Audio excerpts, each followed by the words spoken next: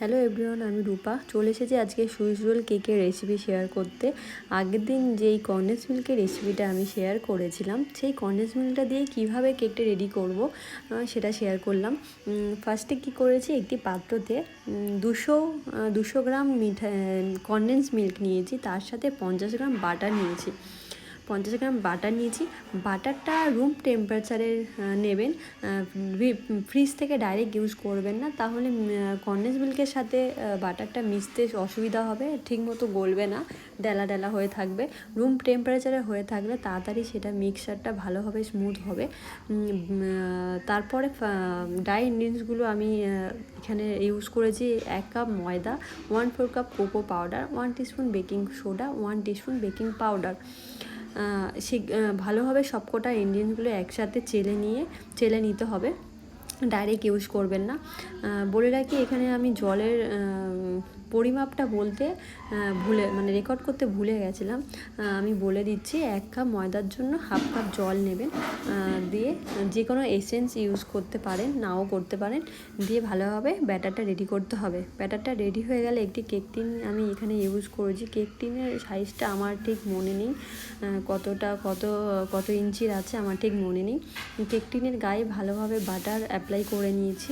Apply করার পর তার মধ্যে সামান্য পরিমাণ ময়দা দিয়ে ভালোভাবে কোট করে নিয়েছি, যাতে যখন বেক করে আমি কেকটা ডিমোল্ড করব, যাতে খুব ইজিভাবে ডিমোল্ড হয়ে যায়, তার জন্য আমি ব্যাটারটাই ময়দার কোটিং করে নিয়েছি বাটারের সাথে। তো আমি এখানে বেকিংয়ের ভিডিওটা আমি করিনি, বেকিংয়ের ভিডিওটা আমি তাই এখানে করা হয়নি রেকর্ড। তো ডাইরেক্ট আমি এখানে চলে যাচ্ছি ক্রাম কোটিংয়ে।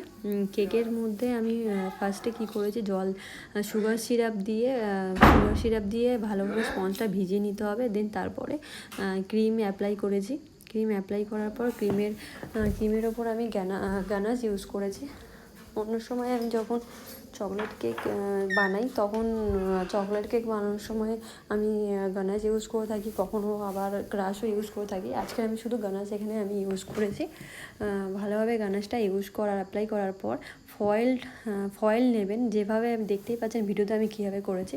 ফার্স্টে ফয়েল নিয়েছি, ফয়েল নিয়ে ভালোভাবে আস্তে আস্তে ওটা গোল গোল করে পাকিয়ে ভালোভাবে রাউন্ড শেপে করে ভালোভাবে ফয়েলটা দিয়ে ভালোভাবে ফোল্ড করে আমি ফ্রিজ করেছিলাম। এখানে ফ্রিজ করতে হবে মিনিমাম আধা ঘন্টা বা 10-15 মিনিট মিনিমাম ফ্রিজ করে সেট করে নিতে হবে।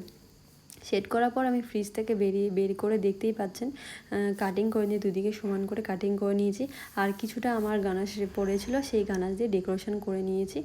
আর 1 ml একটা নজলস দিয়ে হোয়াইট ক্রিম দিয়ে ফ্লাওয়ার্স বানিয়েছি। আর কিছু আমার কাছে চেরি পড়েছিল, চেরি দিয়ে জাস্ট ডেকোরেশন করে দিয়েছি।